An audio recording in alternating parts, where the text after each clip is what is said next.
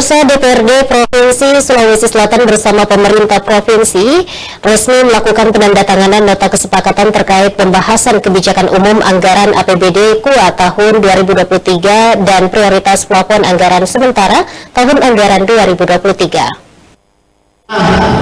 Sebelum kita masuk ke agenda utama rapat paripurna ini, saya mengajak semua untuk bersama-sama.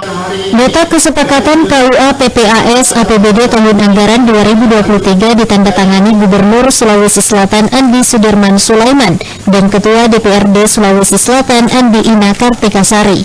Rapat paripurna tersebut dipimpin langsung Wakil Ketua DPRD Sulsel Saharudin Alrif didampingi Nikmatullah, Muzayyun Arif, Ketua Tim Harian Banggar Irwan Hamid, beserta Ketua DPRD Sulsel Andi Ina Kartikasari dan Gubernur Sulawesi Selatan Andi Sudirman Sulaiman.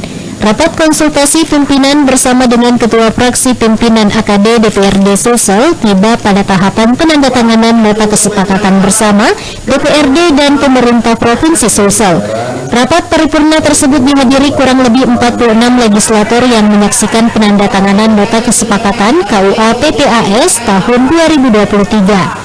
Wakil Ketua DPRD Sulsel Saharudin Alrif berterima kasih kepada tim Banggar serta tim anggaran daerah Provinsi Sulawesi Selatan beserta TAPD yang telah merampungkan tugasnya dengan baik sehingga KUA dan PPAS tahun 2023 bisa disepakati dengan rapat paripurna. Ardi Jaho, Slebes TV.